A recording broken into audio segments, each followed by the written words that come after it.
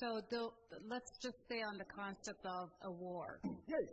That I think we all believe that it's something negative and something destructive, and we don't want to experience that in our lives. Or at least that's the way we feel. Yes. But if we want to go back and find that belief and yes. change that belief yes. in ourselves, yes. that is not going to necessarily stop the wars. But oh, it's yes. Eventually you will find, again, remember, it's not actually about changing others. It's about changing yourself. And when you change yourself sufficiently, you will then find that you have shifted yourself to a parallel reality that is in harmony with your new belief. And in that parallel reality will only be the people who believe as you do, and in that reality there will be no war. Now, it may appear from a physical point of view that the reason that happened is because, well, maybe some people died off and they're not there anymore to make war. Or maybe somehow they just disappeared. You don't know what happened to them, but they're not around anymore. Or maybe a natural disaster comes along and wipes them all out, so they're not there anymore. Or maybe they just decide one day that they're good and tired of war, and then they don't do it anymore.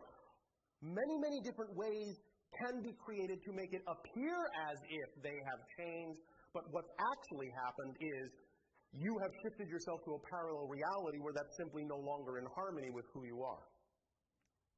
Does that make sense? It does. So is there like a threshold that there needs to be enough of people feeling that way and changing those beliefs to... Yes, and that's what the year 2012 is about. The year 2012 represents the threshold where when you cross that line, you will finally actually have slightly more positive energy on the earth than negative. And it will begin to snowball from that point forward. It will begin to accelerate from that point forward.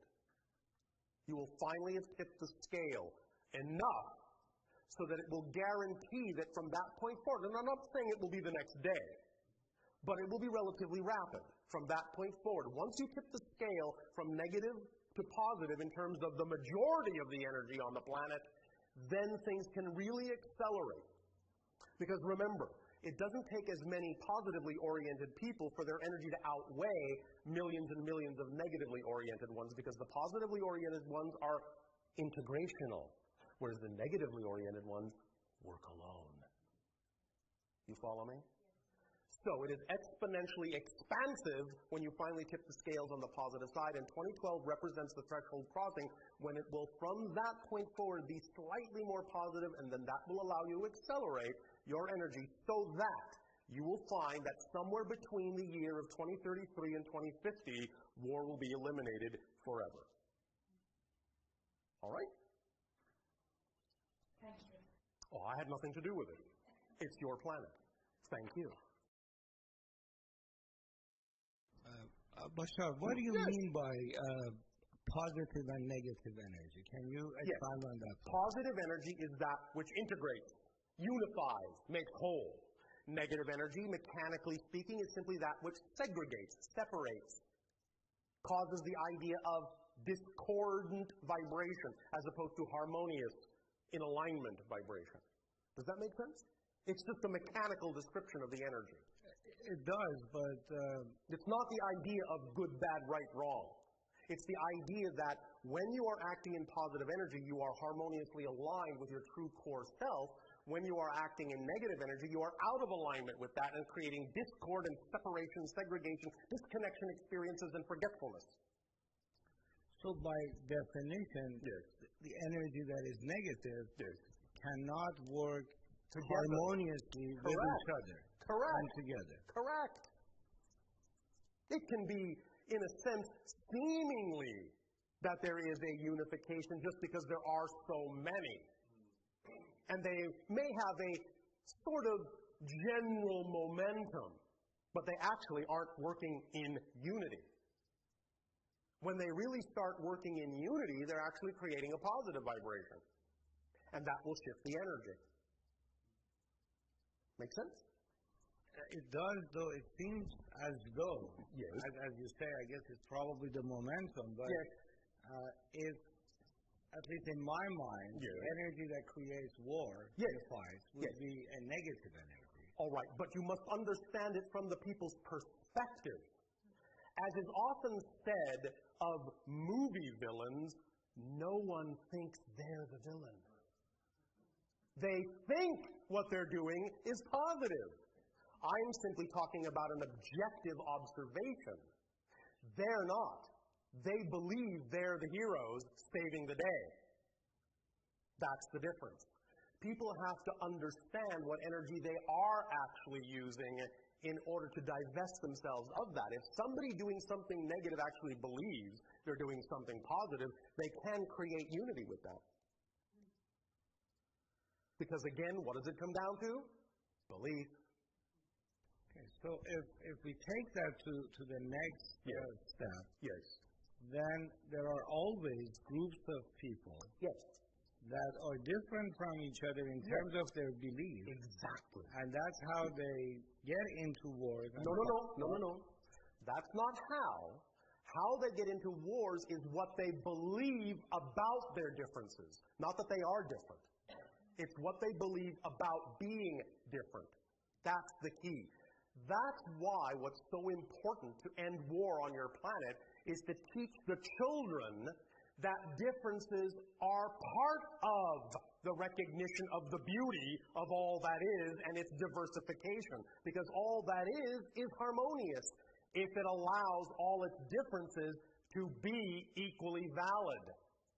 The only way all that is could ever go out of balance is if it suddenly judged one of the aspects within itself that it's different from another to be less valid than that other. So it is the belief that a difference is less valid that creates the war, not the difference itself. True. But again, Yes. if they believe and they are harmonious with that belief, that this difference needs to be fought out in a way. Yes, but you have to find out, the way to do that is to find out why they believe that. When you get to the crux and the core of why they believe that, you will generally find that from a negative effect, the core belief will actually be one based on fear.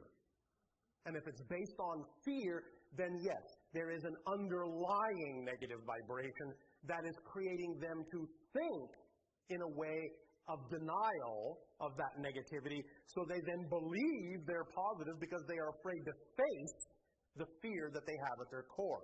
When you find out that the core belief is negative and they can see that it's negative, then they can change their belief. That's why it's so important to instill these understandings in the children. Because for many adults, not all, but for many adults, they simply will refuse to look that deeply because they have no longer the will or the capacity to do so. They have been too scared for too long.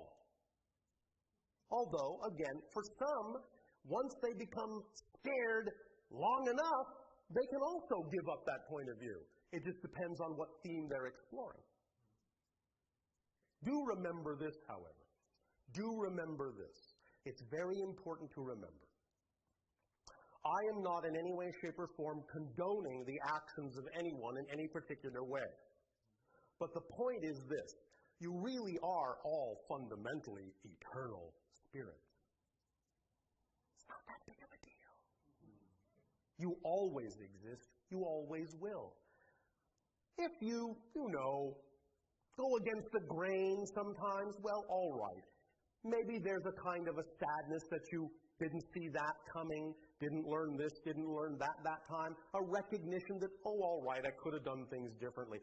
But the point is you will always have the ability to recognize that, and you will always have the ability to bring that back into alignment. The big secret about all the things that are fundamental to all the different religions and faiths on your planet, the big secret is the real truth is that everybody actually goes to heaven, no matter what. Everybody goes to heaven, no matter what. Hell is not a place you go to. It's a state you pass through on your way to heaven. That's all it is. Remember, darkness does not exist by itself. Darkness is not a thing unto itself. Darkness is just the absence of light. Cold is not a thing unto itself. It is just the absence of heat. Evil is not a thing unto itself. It is simply someone operating without feeling the connection to God. But that connection is always there, and that's all there is. Does that make sense? It does very well, but what I don't understand is, again, when you mention the year 2012, and the tip of the scale toward positive energy as opposed to negative energy. Yes. Again, where I get lost is where, the way I understand it, if people who are at war with each other believe that they are not villains, and they are not villains, and they're working in harmony with their higher self or whatever, and therefore they're acting towards positive energy. In their mind. They may not objectively be. I'm simply talking about the difference between an objective observation of what kind of energy they're actually using and what they may believe they're using. Okay. Yes, So the objective matters. The test is where it's coming from. Yes. Whether it's coming from fear Or joy. or joy. Yes. Thank you very much. Okay. Yes. Just one more question, Bashar. Yes. I don't know why I get so nervous I forget. Oh, all right. Sorry. Is that fun? No? Oh, all right. I don't know. I'm sure it's not fun for you either. Oh, everything is fun for us. We never are not having fun, ever. We do not do one thing any time in our lives that is not fun. Is that funny for you? All right, thank you. At least if you're going to do something negative, do it fully. All right. Now I remember my question. Yes, thank you. We thought maybe a little fun would get you back in the vibration That's where you would right. remember, you see? Thank you. Yes. He knows me. Okay. Yes. You talked about how the negative energy, when we look back to fundamentally where it all springs from, is fear. It is fear based on the belief that you are disconnected from the source. Exactly. Now, if, let's say, what is happening right now in the world, and this is not, I'm just quoting from what I've read or... Yes. If to control the masses for greed and power, what is being injected into humanity is this belief that we are all here to just make it on our own and everybody's my enemy. And if everything is being controlled by these people who are injecting this into humanity. These people being whom? Okay, let's say Bush. Oh, I know what you're talking about. I'm trying to get you to look at something from a different point of view. Okay. Who put that person in charge? I don't know. Of course you do. All of you did. Yes, we did. Yes, you did. There you go. These people is you. You want to make a difference? Yes. How? Spread the idea to the world that there is another way without expecting anyone to have to believe you. Demonstrate that there's another way. Behave that there's another way. Show by example that there's another world, another way. The idea is not to change the systems that exist. The idea is to create new systems that will replace the old ones when they crumble under their own weight. Thank you. That was my next question. So it's not really living out of the system, or living somehow within the system. It is creating a new system. Creating it. Thank you. So that then when people are searching for that new idea that represents the world they prefer to live in, people like yourself have created the new systems that they can find. And when enough people find the new systems, they will let the old systems go. And the people that want to hold on to the old systems will go with them. It's as simple as that. You're not trying to force a change on anything. Otherwise, all you're doing is the same tactic that you're complaining about from those people. So be a different person. Behave a different way. Create a different thing. And then you will provide a foundation for a new idea that people can gravitate toward and can grow. And that growth will eventually, in a sense, replace the old system. But again, remember, what's actually happening is, by doing that, you're changing your frequency and actually shifting yourself through a series of parallel realities that are more and more and more and more closely representative of the parallel reality you prefer to exist in. And then one day, you will simply find yourself in that reality. Now, you could have jumped over all the intervening steps, but then again, if the theme that you chose to explore is the creation of those steps, you will not. You will go through that process. But nevertheless, it's still the same thing that you're doing. You're still shifting from reality to reality. You're not changing the reality that was there. That reality is still there. That reality is still there. So, for example, we know that many of you now are becoming more aware of doing things that what you would call are environmentally sound. You are reducing pollution. You are finding alternative forms of energy. All right. But the world that is still highly polluted is still there. That earth still exists. You haven't changed a thing. You have created a new vibration in yourself that has shifted you to a world that is more harmoniously aligned with the idea of looking for alternate forms of energy that are non-polluting. That world already existed. You just changed your vibration and took yourself there with a bunch of your friends that were like-minded. You all agreed to shift to that reality because that's what you preferred. The old earth is still there. That earth has always been there. The earth you're heading toward is there now. They all coexist simultaneously. You are shifting your frequency. You are changing yourself. Make sense? Thank you.